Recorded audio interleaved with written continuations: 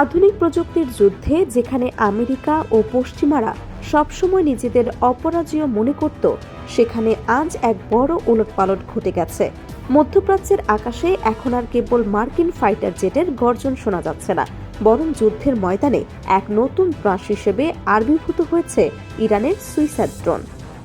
এই ছোট্ট অথচ ভয়ঙ্কর মারণাস্ত্রগুলো এখন এমনভাবে যুদ্ধের হিসেব বদলে দিচ্ছে, বিশ্বের সবথেকে শক্তিশালী দেশ আমেরিকার সেনারাও আজ দিশেহারা। পেন্টাগন থেকে শুরু করে মধ্যপ্রাচ্যের মার্কিন ঘাঁটি, সবখানে এখন একটাই প্রশ্ন: কিভাবে রোখা যাবে ইরানের এই সুইসাইড ড্রোনগুলোকে? ইরান গত কয়েক বছরে তাদের ড্রোন প্রযুক্তিতে এমন বিপ্লব ঘটিয়েছে যা আন্তর্জাতিক সময়বিদদের অবাক করে দিয়েছে। বিশেষ করে তাদের সুইসাইড ড্রোন বা আত্মঘাতী ড্রোনগুলো এখন যুদ্ধের ময়দানে গেম চেঞ্জার হিসেবে ব্যবহৃত হচ্ছে। এই ড্রোনগুলো আকারে খুব ছোট হওয়ার কারণে আধুনিক রাডার ব্যবস্থাও এগুলোকে শনাক্ত করতে হিমশিম খাচ্ছে। যখন ড্রোনের ঝাঁক একসাথে আকাশপথে ধেয়ে আসে, তখন মার্কিন নৌবাহিনীর আধুনিক প্যাট্রিয়ট মিসাইল ডিফেন্স সিস্টেমগুলো সেগুলো রুখতে গিয়ে দিশেহারা হয়ে পড়ে। মার্কিন সামরিক বাহিনীর বড় দুশ্চিন্তার কারণ হল এই ড্রোনের অবিশ্বাস্য নির্ভুলতা এবং কম খরচ। একটি ড্রোন তৈরি করতে ইরান যে অর্থ ব্যয় করে তা একটি মার্কিন ইন্টারসেপ্টর মিসাইলের তুলনায় অত্যন্ত নগণ্য।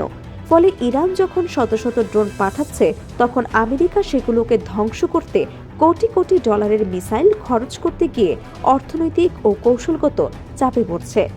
পেন্টাগন স্বীকার করেছে যে ইরানের সুইসাইড ড্রোনের এই অপ্রতিসম বা এন্টিমিস্টিক যুদ্ধ কৌশল মার্কিন আধিপত্যের জন্য বড় হুমকি। ইরানের এই ড্রোনগুলো কেবল মাটির ওপর নয়, সমুদ্রের বুকেও মার্কিন রণতরীর জন্য কাল হয়ে দাঁড়িয়েছে।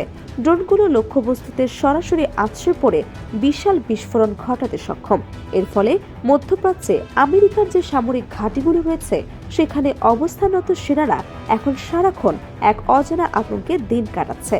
মার্কিন গোয়েন্দা সংস্থাগুলোর মতে, ইরান তাদের ড্রোন প্রযুক্তিকে এমন এক স্তরে নিয়ে গেছে যে তারা এখন দূরপাল্লার লক্ষ্যবস্তুতেও অত্যন্ত নিখুঁতভাবে আঘাত আনতে পারে। আমেরিকা তাদের এয়ার ডিফেন্স সিস্টেম নিয়ে গর্ব করলেও ইরানের ড্রোনগুলো সেই গর্ব ধূলিসাৎ করে দিচ্ছে। অনেক ক্ষেত্রে দেখা যাচ্ছে ড্রোনগুলো রাডারের নিচ দিয়ে উড়ে গিয়ে সরাসরি কমান্ড সেন্টারে আঘাত হানছে। এতে করে মার্কিন সামরিক পরিকল্পনা এবং অপারেশনগুলো বারবার বাধাগ্রস্ত হচ্ছে।